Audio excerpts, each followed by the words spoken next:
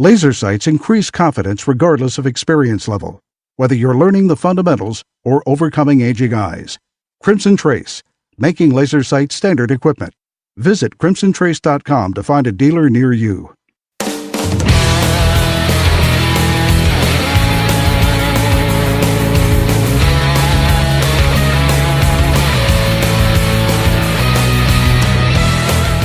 Today on Tom Gresham's Gun Talk, it's gun policies and politics at the United Nations, skills for your survival, and more. Call in now with your range reports. 1 Tom Talk Guns. Now, here's Tom. Well, we're going to do this again, aren't we? Tom Gresham here. It's Gun Talk. I'm glad that you could be with us because, well, we have things to talk about, don't we ever? Wowie. Been doing a lot of things over the last week. Been traveling, went through, went up to Ohio, went to Michigan, did some video work with Chris Serino, did some training, shooting pistols and rifles. Got on a movie set with Kevin Sorbo and Brian Bosworth, yes, the Boz, former Seattle Seahawk. And they're talking about using guns and the guns they're using in movies. We'll have that in our Gun Ventures show. Made it up to Michigan, where I did a little hunting and a little gun fitting with Brian Belinsky from Field Sport. That was just delightful, lots of fun. And then, of course, we've been following the news. Wow. It's hard to keep up, isn't it, with this election and all the things that are going on? Holy smoke. It's just crazy. And so I'm going to talk a bit today. Yeah, and we'll go wherever you want to go, honestly. We have some time available for you. But we're going to talk a little bit about Hillary Clinton's decades-long war against you and me, gun owners of America. That would be lowercase gun owners of America.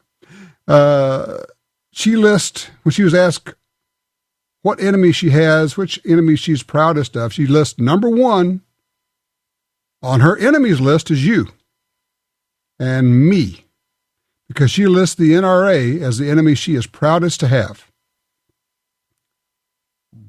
You know, you got to give her credit. She's very clear about this. She has been very consistent about wanting bans on guns. She's been very consistent about saying we need to remove the barriers so that we can sue gun makers out of existence. She's been very consistent on all of these things. What I don't understand, and this is where I need your help, seriously, it's partly rhetorical, but I really do want your input on this. Can somebody explain to me how gun owners, any gun owner, cannot be aware of this? Can somebody explain to me how any hunter cannot understand that she wants to end the sale of firearms, all firearms in this country, and has worked actively toward that? The number is 866-TALK-GUN, or just dial 1-TOM-TALK-GUN, get you in here. I'm just flabbergasted. Particularly hunters, I think competition shooters tend to be a little bit more plugged in, maybe. But hunters just seem to be, in many regards, just clueless. Now, they may not like her for other reasons, but they don't quite understand. And when I don't think that I am being hyperbolic when I say she wants to end the sale of guns in the United States. Let me connect the dots for you. Some 22 years ago, something like that, there were a series of lawsuits filed against gun makers by cities with the stated goal of putting them out of business. Now, the lawsuits charged that, hey, you guys make guns and distribute guns, and you send them to places where you know there are already too many guns, and the only people who are going to get them, because all the legal gun owners have all the guns they want, and you're just flooding the illegal market with guns. That was kind of the premise behind this. And they said, so what we're going to do is we're going to sue it to hold you responsible for the medical bills of people who've been shot by criminals, for the cost to cities to prosecute criminals, for the cost to cities to have EMT and hospitals that are taking care of the victims of criminals, gun makers should cover all those costs. I know you're shaking your head. You go, well, that's just dumb. No, it was there. It was real, and it was close. It was so close. There were more than 30, I think somewhere close to 40 individual lawsuits. And the anti-gun forces, and this, make no mistake, this came out of the Clinton White House. This was being orchestrated, designed, and manipulated out of the Clinton White House. And they were very clear. They said, our goal is simply to crush the firearms industry. And they said, we think that if we can get enough lawsuits filed, they wanted to go for 100. They were trying to get to 100 is what they said. If we can get 100 lawsuits filed, they don't have, they being gun manufacturers, they don't have enough money to defend. We will use taxpayer dollars to crush them. They won't have enough money to defend themselves in these lawsuits. And then they will fold. And so the Clinton White House cut a deal. Remember this? Way back with Smith & Wesson. And Ed Schultz, who was head of Smith & Wesson, cut a deal and went to the Rose Garden at the White House and appeared with the Clintons and said, we're going to agree to this stuff that they're telling us we should do, which resulted in an instant nationwide boycott of Smith & Wesson, which crushed the company. They ended up having to sell it. It's like 2 or 3 ownerships later now, and they have disavowed all of that and said, no, we're not doing that, and they're actually very staunchly pro-gun and pro-gun rights. But here's the thing. No gun company could stay in business a week, not a week, if even one of those lawsuits had succeeded. Because no gun company could face the prospect of being hit with a multi-billion-dollar settlement or judgment in these lawsuits. So, after that, and I'm going to bring this around to you here, after that, Congress passed a law. It was the Lawful Commerce in Arms Act, which said you cannot hold a gun maker responsible for the misdeeds of a third party. And it said, look, if a gun maker makes a faulty product, yes, they're responsible. If a gun maker does something illegal, distributes a gun illegally, yes, they're responsible. If a gun store sells a gun knowingly, illegally, and yes, you could hold them responsible. All of these things, it wasn't a blanket immunity. It wasn't, you get out of all liability. It was just, you can't hold a gun maker or a firearms dealer responsible for something they didn't do. They sell a gun, highly regulated, through highly regulated process and a chain to someone who the FBI says is okay to sell it to. Because you understand that every gun sold from a gun store, the FBI has to be involved in the process. So you sell a gun to somebody and the FBI says, yes, this is a good person, you can sell this gun. And then sometime later, the gun is used in a crime. Imagine doing that with cars or with saws or with anything else. You sell a product that is perfectly functional and perfectly safe, and somebody misuses it. The guy who is using his push lawnmower, holding it up and trimming the hedges with it. Seen that video? And he ends up cutting the fingers off or whatever. I don't know. We're going to hold the maker of the lawnmower responsible?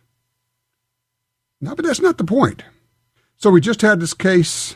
Well, I'll tell you what. We just had a case in Newtown, the case about the Newtown murders, dismissed by the judge. The judge says, no, you can't hold Remington, i.e. Bushmaster, responsible for the criminal misuse of a legally owned, lawfully owned product. Well, I'll tell you what, we'll talk a bit more about that, because I think what is most interesting about it is that Hillary Clinton says we must get rid of this law. We must get rid of this Protection in Lawful Commerce and Arms Act. We must be able to sue. Hillary Clinton says we have to be able to sue gun makers out of existence. Our number is 866-TALK-GUN. Give me a shout. Experts agree that the low-range variable rifle scope is best for most situations. Now, Trijicon offers a stunning 1-to-6 power variable in the AccuPoint line. Featuring a battery-free illuminated reticle, superior glass clarity, and rugged construction, it's the one scope you need for hunting and competition. Long eye relief, aircraft-grade aluminum housing, manual brightness override. See the 1-to-6 power AccuPoint at Trijicon.com. Trijicon.com. The Ruger LCRX is a variation of the LCR that features an external hammer, allowing it to be fired in single action mode. The LCRX can also be fired in double action mode. It features a monolithic frame made from aerospace grade 7000 series aluminum, a patented Ruger friction reducing cam that results in a smooth, non-stacking trigger pull, and a patent pending polymer fire control housing that significantly reduces weight and helps reduce recoil. The Ruger LCRX Revolver, another rugged, reliable firearm from Ruger. If you're like me, you don't have money to burn, but you still want to buy guns, ammo, and accessories. That's why we created Gun Dealio. That's a free, yes, a free smartphone app. Just download it and start getting the deals. Could be discounts, offers of free magazines for your gun, or you could be the first to hear about new stuff from gun makers. Here's how it works. With Gun Dealio on your phone, you get alerts when you enter a gun store. Special deals, you know. You don't have to do a thing. It'll do a lot of other cool things, like let you watch gun videos and listen to Gun Talk podcast. Plus, check it anytime for hundreds of deals and offers. Getting more while spending less. Smart, huh? Gun Dealio. Made in America. Gluten-free. At the App Store and Google Play or GunDealio.com. For 36 years, the U.S. Sportsmen's Alliance has been fighting to protect hunting, fishing, and trapping for sportsmen from coast to coast. Today, we are under constant attack from extremist animal rights groups who want to end your ability to hunt in the U.S. Join us to protect our sporting heritage and our way of life outdoors. To join or for more information on how you can help, go to ussportsman.org. That's ussportsman.org. Smith & Wesson Performance Center firearms combine old-world hand craftsmanship with modern technology. Carry comfortably and confidently with Performance Center pistols and revolvers. Or take aim with their fine-tuned modern sporting rifles. For unique designs and special features, experienced shooters look to the Performance Center for all their firearms needs. Performance Center by Smith & Wesson. Performance when it matters most. For more, go to smith-wesson.com/PC.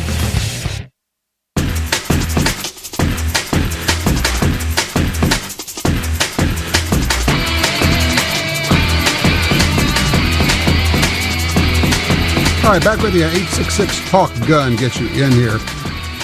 This is out of the New York Times. Judge dismisses suit against gunmaker by Newtown victims' families.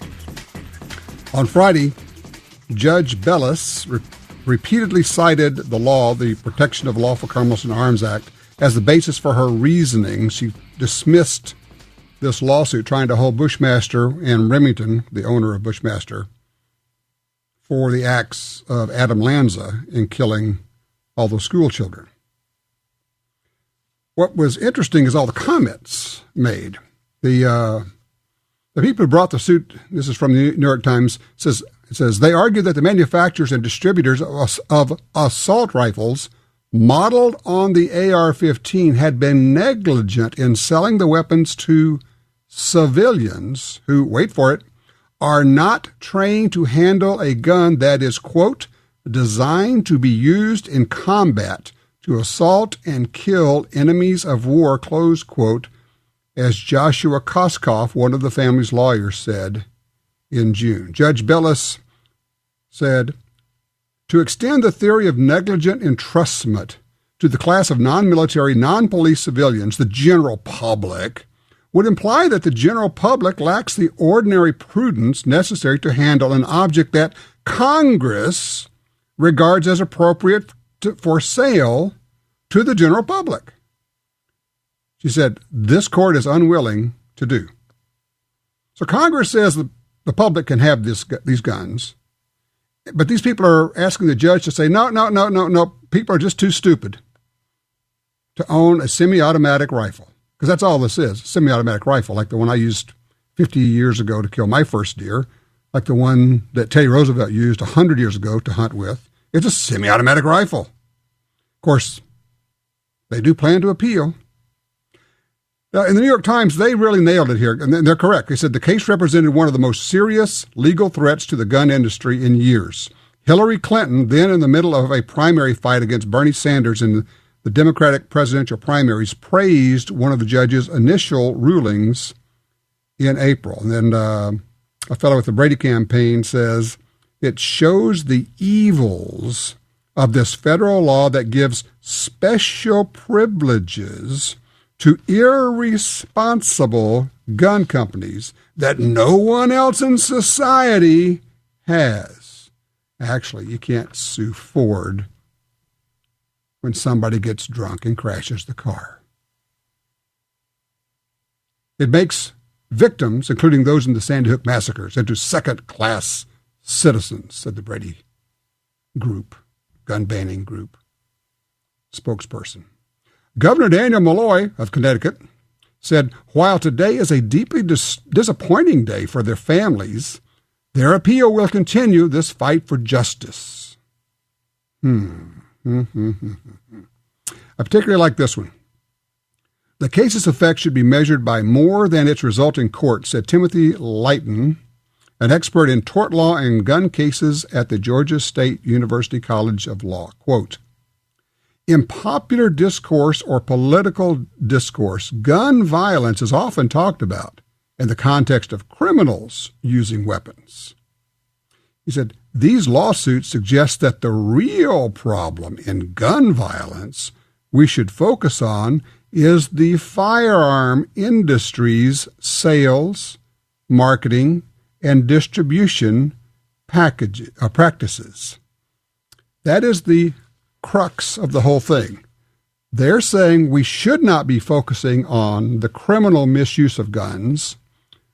We should be focusing on the manufacturing, distribution, and marketing of guns by gun makers. We have to crush gun makers.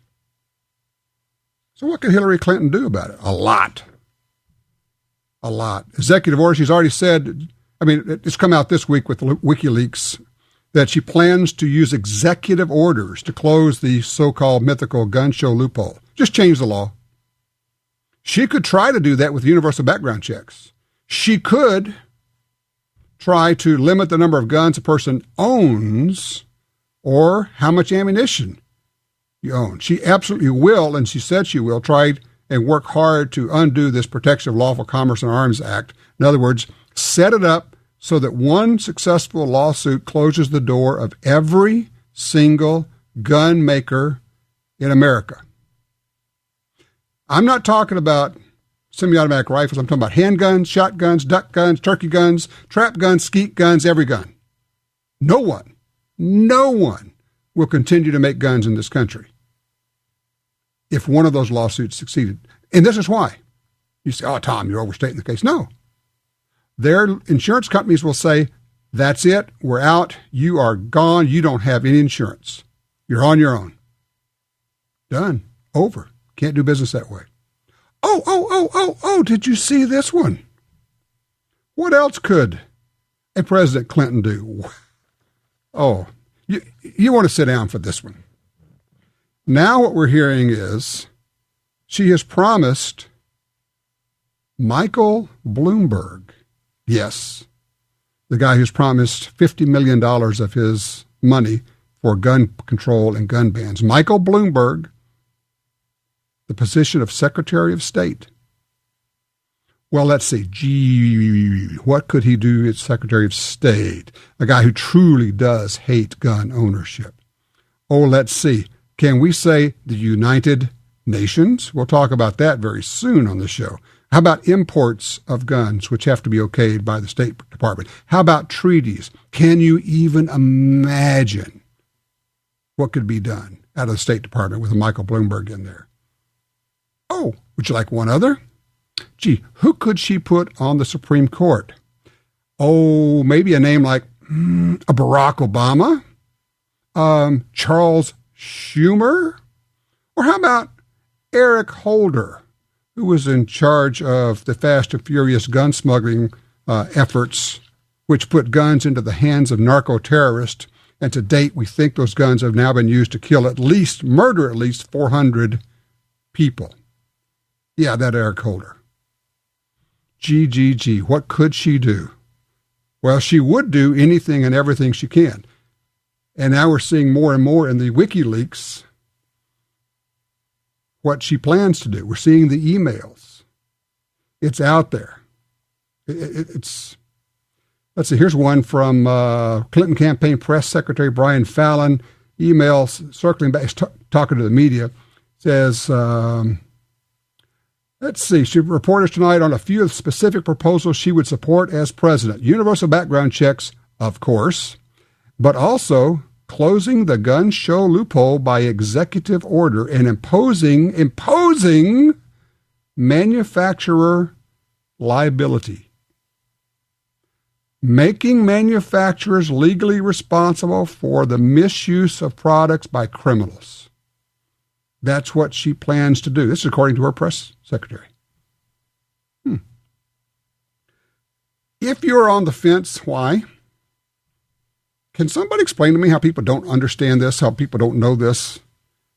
Are people just unplugged? Do they not care? Do they not pay attention? Do they not do any research? Do they not read online? Do they not look at this stuff? I swear, I do not understand how that happens. I really and truly don't. The UN thing is a big deal, and we'll be talking about that just in a very few minutes. Going to get an update on what's going on there and what the role is of the Secretary of State and then our U.S. State Department, something we definitely want to talk about.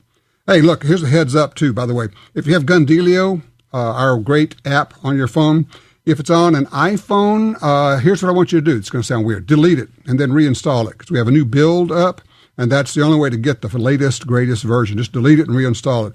If you have it on your Android phone, just update the app. You don't have to delete it, okay? You'll get the latest version of Gundealio. We have a lot of really cool stuff coming up. Actually, in the next week or so, a lot of pushes going to be going out, some really cool deals on guns and such.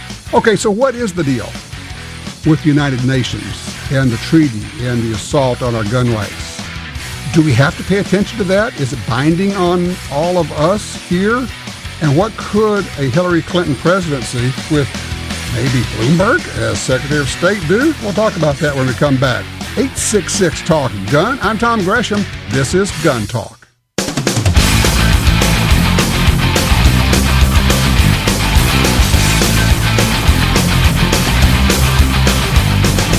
Sign up for our Gun Talk newsletter and join the Truth Squad at www.guntalk.com. Now, back to Gun Talk with Washington Times opinion page regular contributor Tom Gresham. All right, we are back. We have talked about the United Nations thing for years and years and years. And the go-to guy on that, honestly, is Tom Mason. He's an attorney specializing in representing clients before international bodies such as the United Nations. He has been appearing before and going to and orchestrating and speaking at the United Nations. It's a Byzantine, bizarre world, and it's hard to understand. And we've had Tom on before. Hey, Tom, I appreciate you coming on again and trying to straighten us out. And I know that if we had 5 days, you couldn't do it, much less than 5 or 6 minutes, but welcome. Thank you very much, Tom. I really appreciate coming on. Absolutely. I know, by the way, you are also, of course, the co-author of the brand new book, Shall Not Be Infringed, The New Assaults on Your Second Amendment. So let's pull one out of the news first. The idea of Michael Bloomberg being named Secretary of State, what would that do for the whole UN that would be thing? Just disastrous.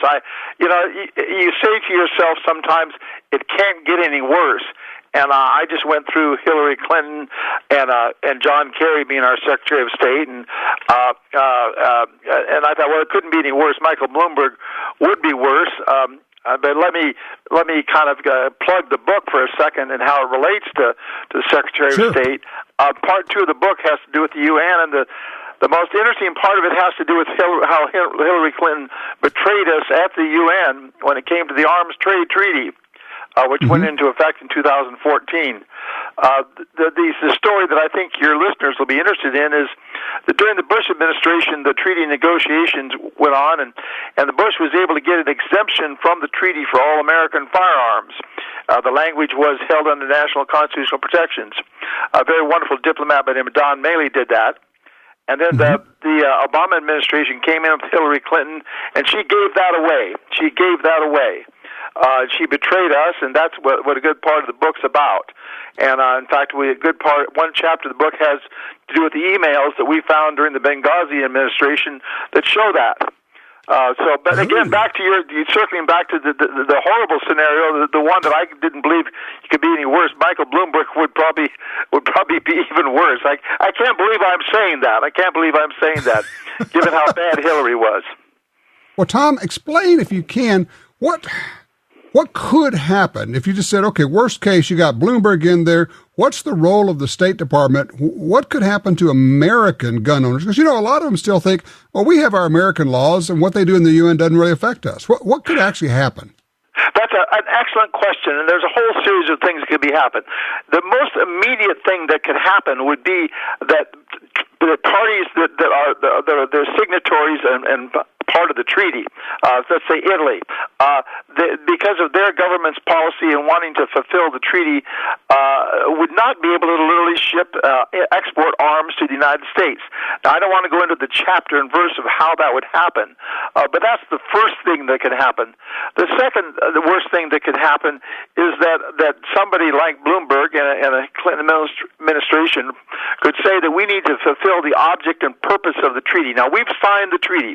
We haven't ratified it, but under international law, if you've signed it, it says you've got to fulfill the object and the purpose of the treaty. There's a very, very nebulous part of the treaty that talks about national gun registries.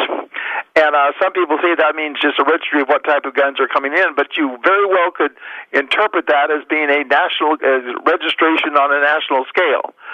It's a little bit of a stretch, but given Bloomberg's attitude towards guns, I think would be a real possibility. Then finally, you've got just the general situation of as this cultural war continues, the long battle.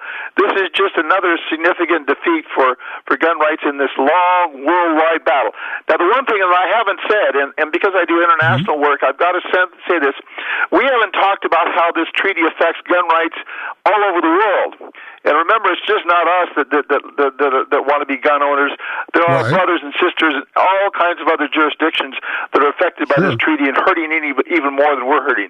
They don't have the Second Amendment. But you can't forget these guys. I mean, I've got buddies in New Zealand, Australia, South Africa, Germany, Italy. They're all impacted on this treaty. So even though we're mostly concerned about American gun rights and the books about American gun rights, the threat's worldwide, believe me. Absolutely. And I would just highly recommend the book. The title of it is "Shall Not Be Infringed: The New Assaults on Your Second Amendment" by David Keene and Thomas Mason. For people who just want a background on this is a great reference work. We are now 3 weeks away from this election. You have been working in this world for 2 decades, maybe 3 decades. Yeah, 2 decades. I mean, I had you on the show a long time ago. So, I mean, we've both been at this a long time. Honestly, when somebody says to you, how important is this election in terms of gun rights in America, from your perspective of looking at this from the 50,000-foot view for this long, what's your quick answer to people? Could not be more important. And there's 2 words: Supreme Court. Supreme Court. We do know that Hillary Clinton is opposed to gun rights. She wants this somewhat bastardized interpretation of the Second Amendment. Were she to get in, she'd appoint people to the Supreme Court that would very well could reverse the Heller decision and the McDonald decision and put us back to square one when it comes to gun rights. So remember, Supreme Court. That's the key. That really is, and that's the 2 words that we all need to be thinking about when we head to the polls. Tom Mason, thank you for all your work over the last 20 years and continuing. We will be calling on you frequently to find out what's going on with the UN. Again, thank you, sir. The book is titled "Shall Not Be Infringed: The New Assaults on Your Second Amendment," and it is well worthwhile. If you want to be a student of this, you want to really, truly understand it so you can explain it to people, I would suggest you grab a copy. All right, we're open lines for you. 866-TALK-GUN. You got a range report? What you been out shooting? Where have you gone? Let us know.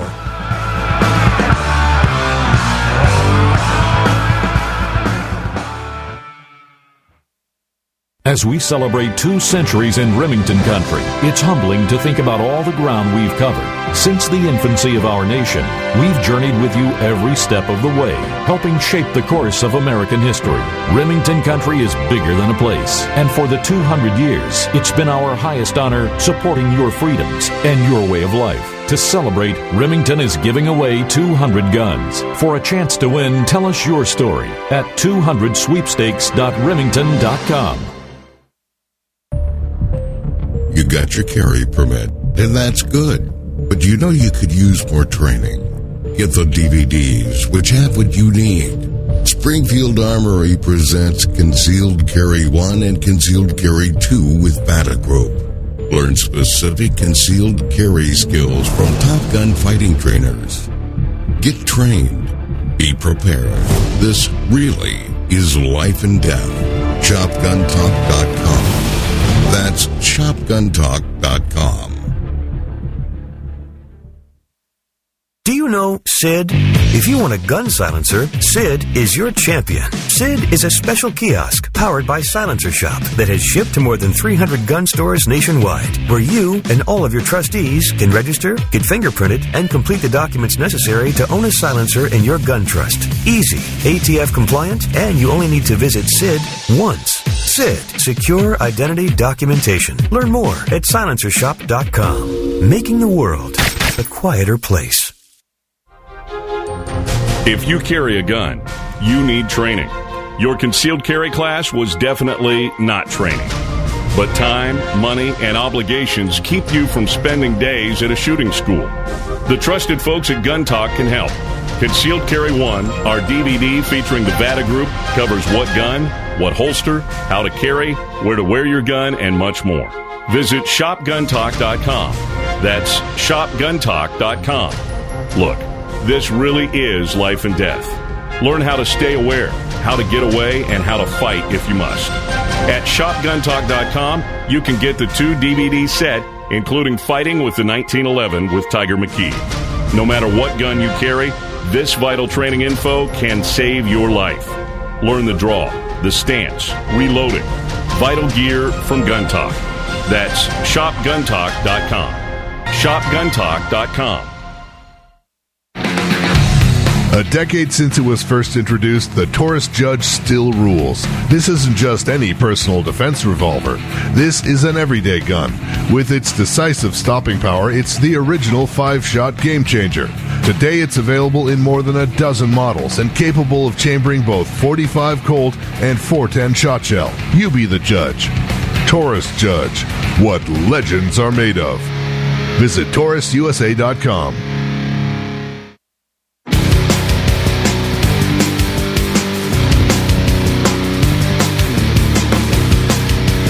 All right, back with you. Oh, yeah. You know, I've talked about this before. Do you have access to a gun while you're in your home? Now, I usually just go ahead and I just don't take my gun off when I come home. I just wear it. But sometimes you want to take it off. And sometimes it's uncomfortable. And it's weird. Some days you get home and it still feels great. And sometimes you get home and you go, man, I'm tired of wearing this thing. I want to take it off. But I still want to have access to it. Well, one of the things I've done is I've put small gun safes around the house. I've got the Liberty gun vaults, and you can just use the fingerprint thing, and you can program it for different people in your house. And that way, if you're in the living room or your bedroom or someplace, I've got a gun stash somewhere. I can get to it. Nobody else can get to it. The kids can't get there when they come over, that kind of a thing. So it works for me. It's a good solution. For those who say, well, I've got one back in the living room. Okay, or in the bedroom. Great, okay. You're in the living room. You hear the front door crash in.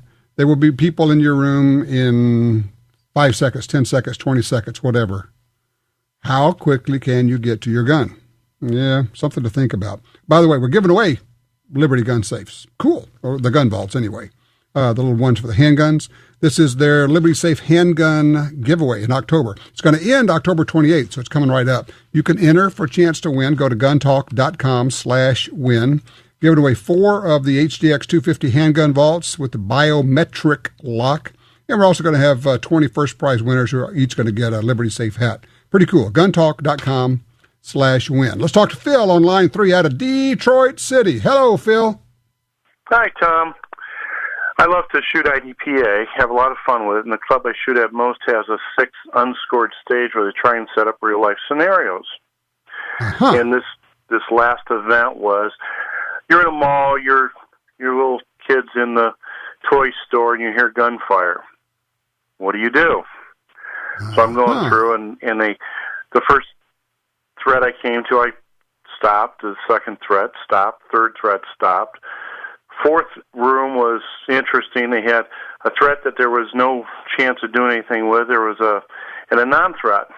Well, suddenly the non-threat turned to a threat, and as I'm shooting the threat, the other one turns into another threat, and I did a really good job of shooting. 3 well-placed headshots right into Timmy. Little Timmy.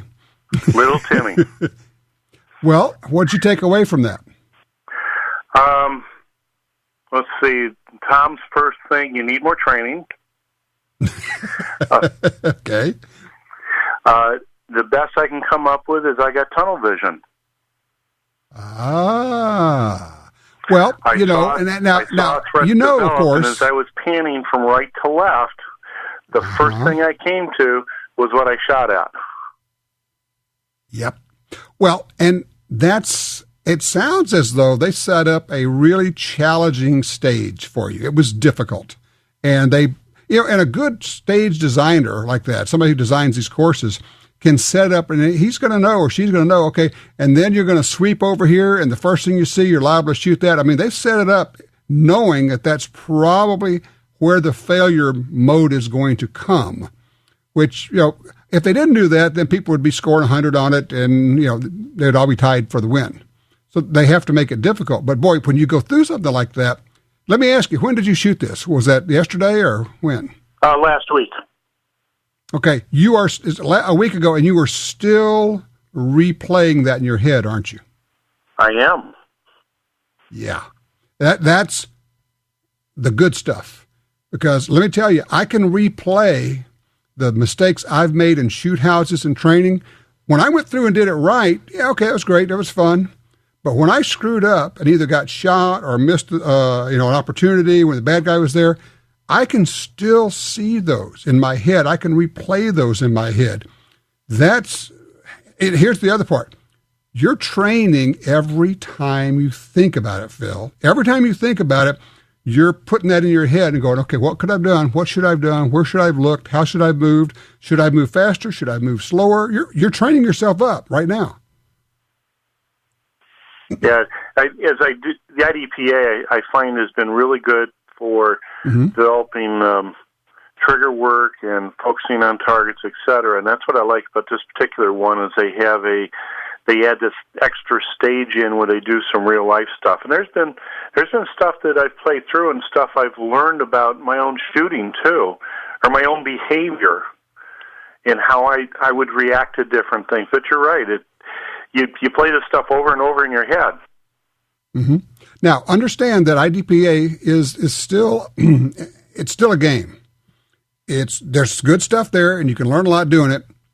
But sometimes, and I'm not saying this is the case in this particular instance, but sometimes they set it up where it's not what you should do in a real world scenario. It's what you should do in a shooting competition. I'm not sure that's what happened here. But Phil, look, I appreciate you calling, and Phil's an old flying buddy of mine, now living in Detroit. So, yeah, you do. You play these over and over. It's one of the real values of going and doing this kind of stuff, whether it's USPSA shooting or IDPA. Pick a game, doesn't matter. Get involved. Shoot. You're getting training. You're getting experience. And, boy, you will beat yourself up when you screw it up like Phil did.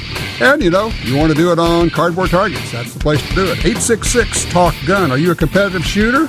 What are you getting out of it?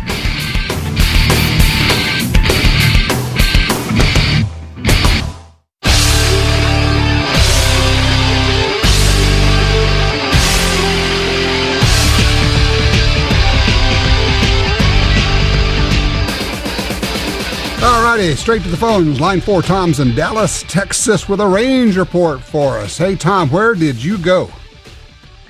Hey, Tom. I went to the Paul Howe CSAT instruction course. It was a 2-day rifle pistol class in Nacogdoches, Texas, and it was I'm amazing. jealous.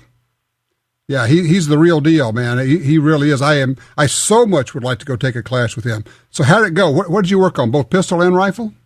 Yeah, 1-day pistol, 1-day rifle. So much good stuff. The instructors were great. He was great. They were all super friendly, super helpful. They kept everything safe.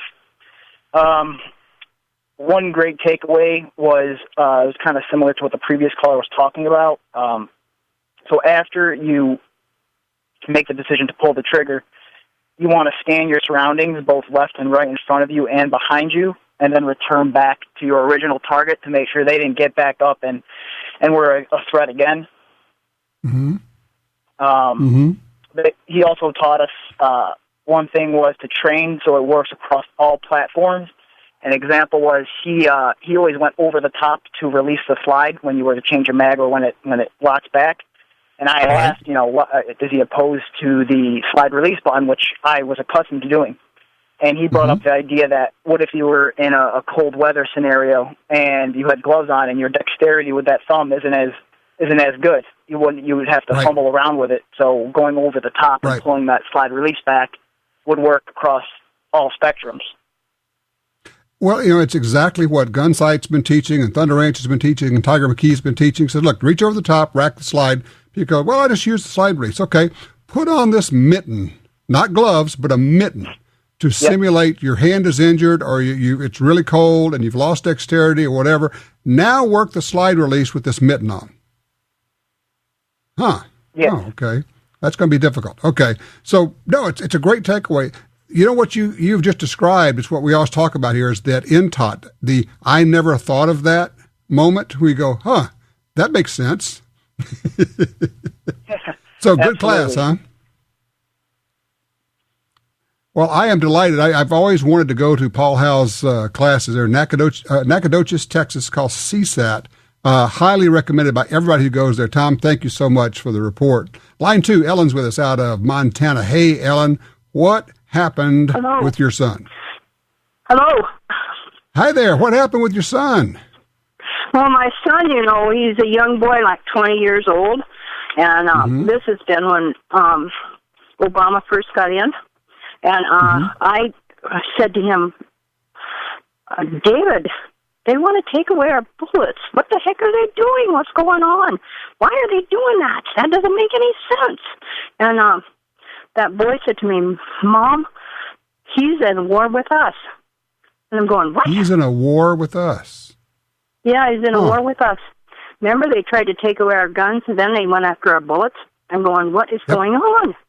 Yep.